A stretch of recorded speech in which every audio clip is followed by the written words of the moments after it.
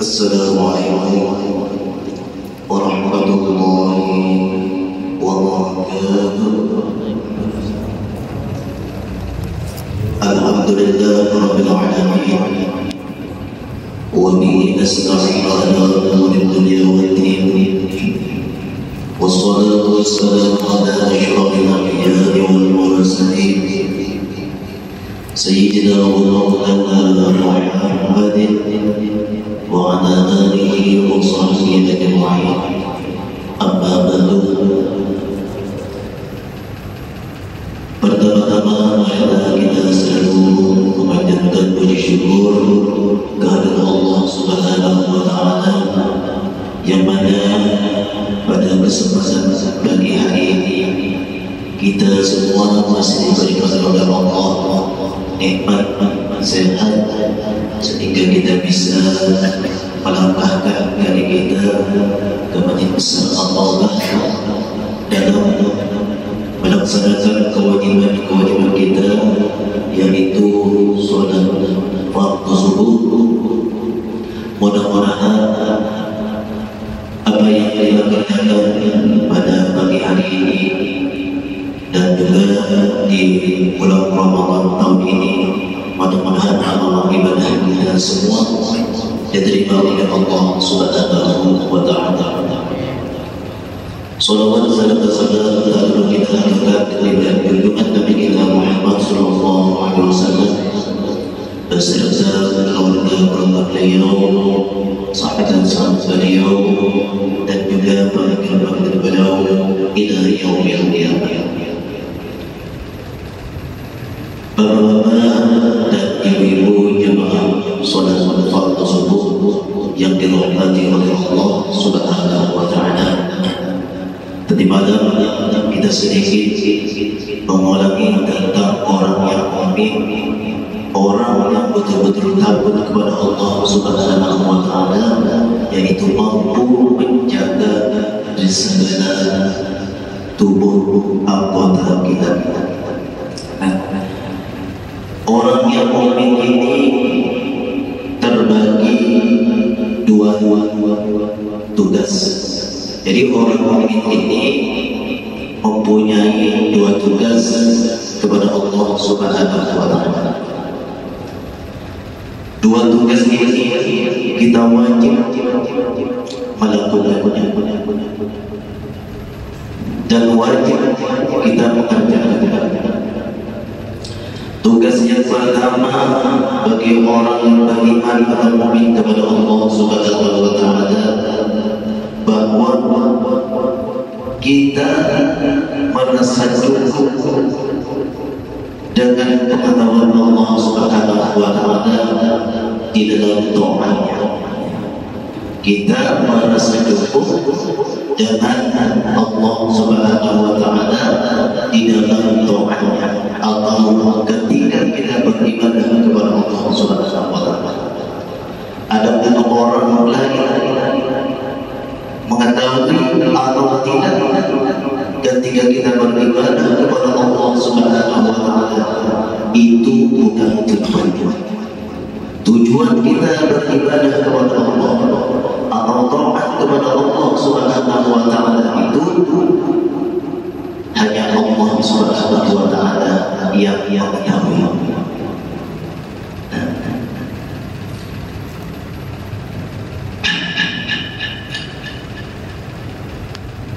Karena apabila ibadah itu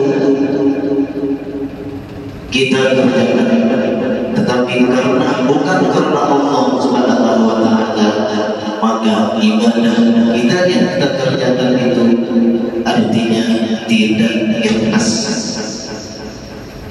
Ada tujuannya supaya orang itu tahu ibadah kita, baik itu secara terang-terangan maupun tersembunyi ibadah kita. Hanya Allah Subhanahu wa taala yang tahu. Orang yang seperti ini yang ikhlas karena Allah Subhanahu wa taala dengan ibadah kita, maka kita merasa cukup dengan pengetahuan Allah Subhanahu wa Ta'ala. Maka kalau kita mempunyai perasaan seperti ini, artinya ibadah kita itu ikhlas karena Allah. Artinya murni karena Allah. Tidak ada tujuan kita hanya Allah Subhanahu wa Ta'ala. Rasulullah sallallahu alaihi wasallam bersabda, "Ikhlasu a'malakum lillahi ta'ala, fa inna Allah la yaqbalu min a'malihi illa ma khalas." Kata Rasulullah, ikhlaskanlah amal kalian hanya karena Allah. Sesungguhnya Allah Subhanahu wa Ta'ala itu tidak menerima amal ibadah kita illa ikhlas, kecuali ikhlas atau murni karena Allah. Beda dengan orang-orang yang ria.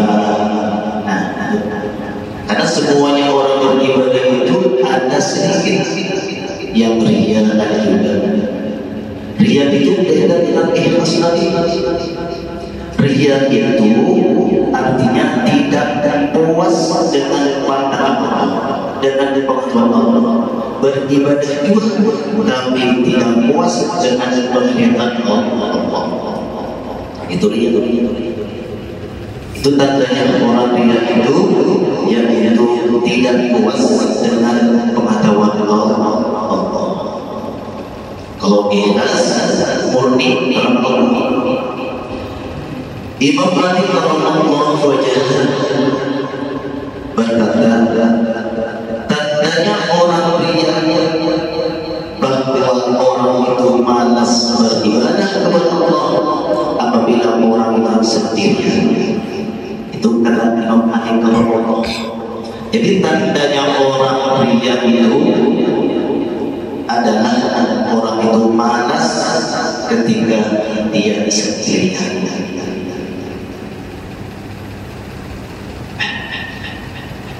Dan apabila dipuji oleh orang, dia senang. Oh, kamu rajin di masjid, senang. Oh, kamu rajin ke meditasi. Oh, kamu rajin sholat berjamaah, senang. Di dalam hati merasa senang, gembira apabila ada orang yang memuji. Nah, kalau orang seperti ini di dalam hati itu pasti sedikit banyak mempunyai sifat ria. Bukan karena Allah. Beribadah itu ada tujuannya. Seperti kita baca sholawat, bertinggi, baca Quran. Ketika kita itu memikirkan ibadah kita kepada orang lain, maka di dalam hati kita itu merasa aku ini hebat, aku ini paling pintar, aku ini paling bisa, aku ini paling kuat. Nah, karena aku ini yang paling kuat, maka di dalam hati kita itu ada yang namanya sifat ria. Maka harus kita ulangi daripada niat semacam ini.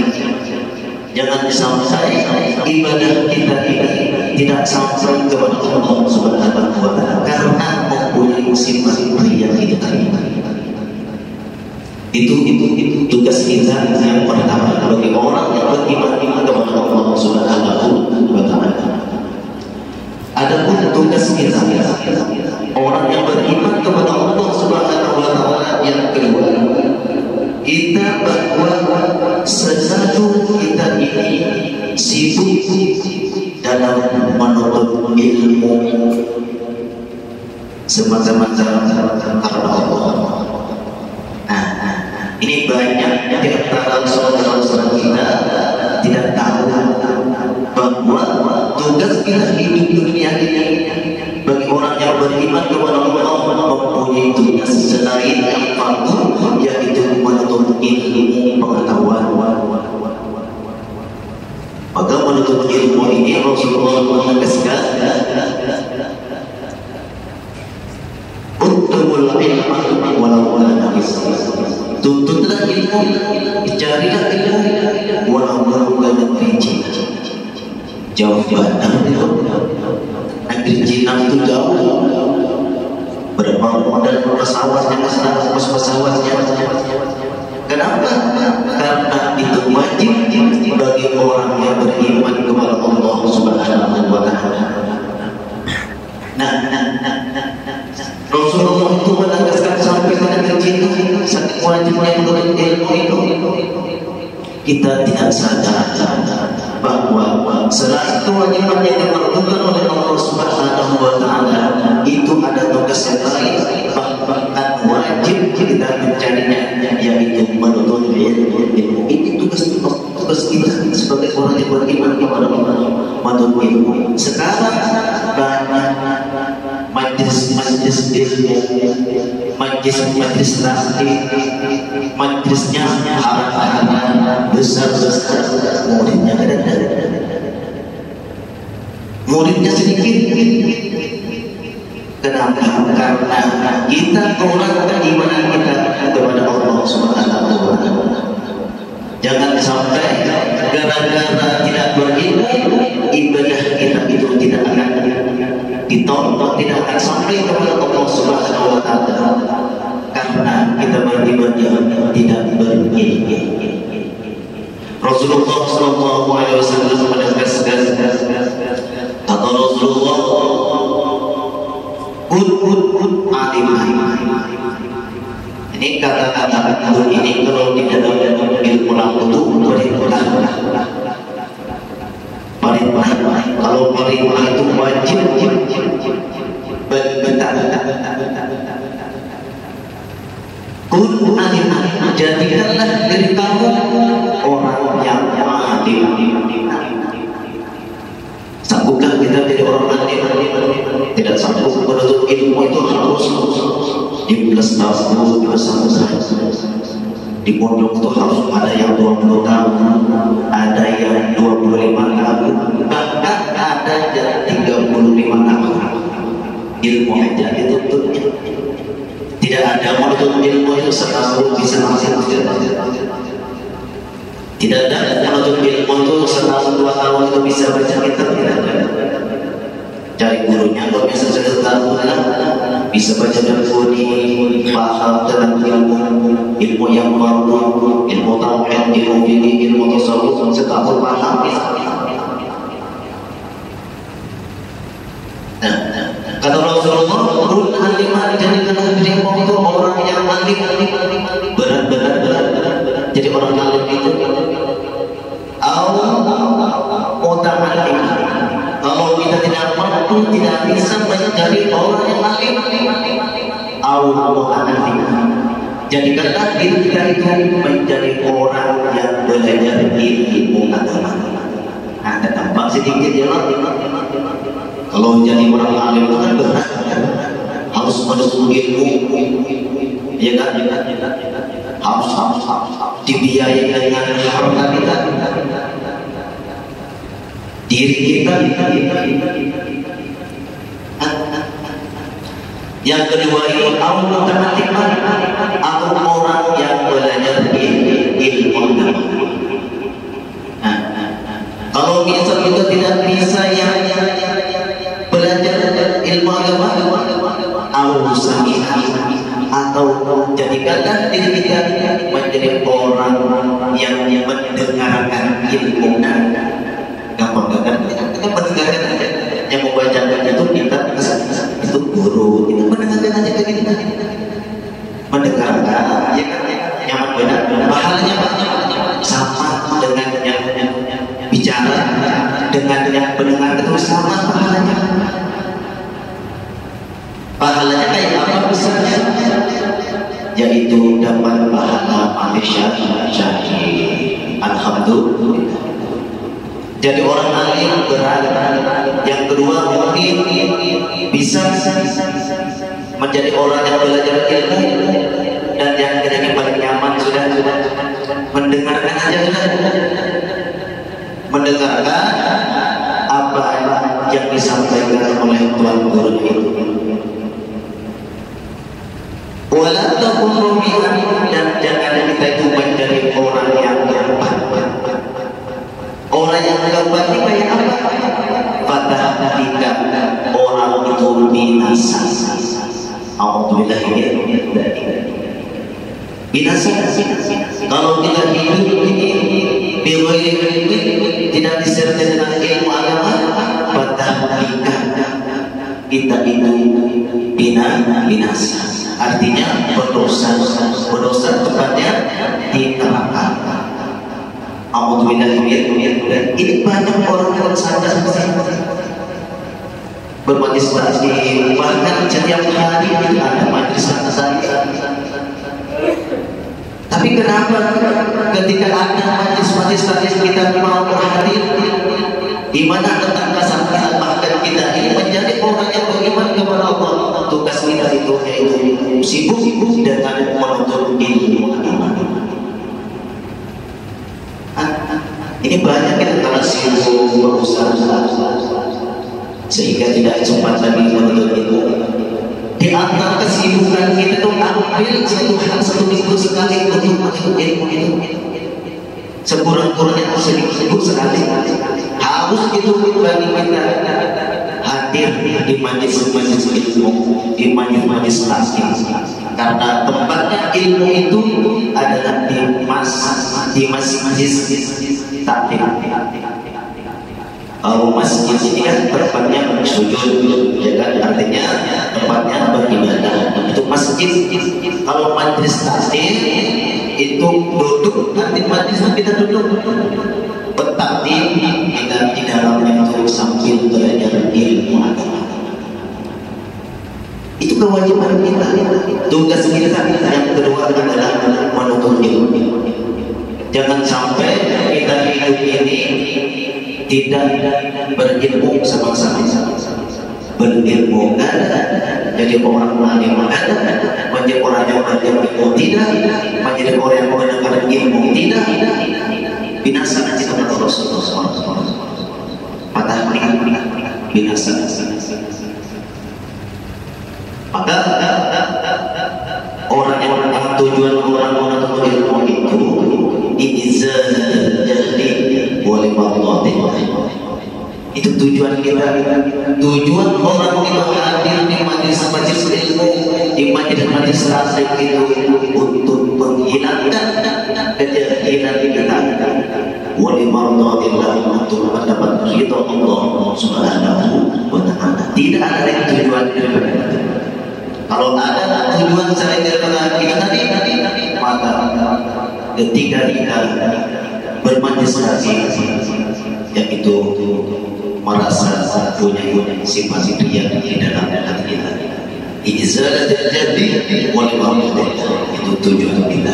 Apabila kita mempunyai tujuan yang bulan ini, insyaallah ilmu kita berkah, ilmu kita bermanfaat dunia dan akhirat. Karena ilmu yang berkah dan bermanfaat ini akan menyelamatkan kita dari dunia sampai akhirat.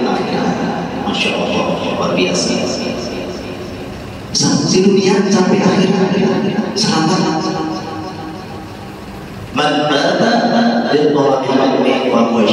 Barang siapa orang itu mati dalam keadaan menuntut ilmu, bahwa syahid maka dia akan mendapatkan pahala mati syahid langsung surga, tanpa dihisab. Rasulullah amat daripada siksa kubur, amat ketika kita menghadapi shiratal mustaqim,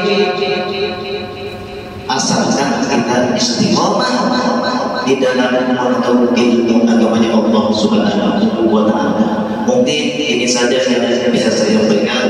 Mudah-mudahan dua macam ini kita bisa mengamalkan. Amin ya rabbal alamin. Sekian.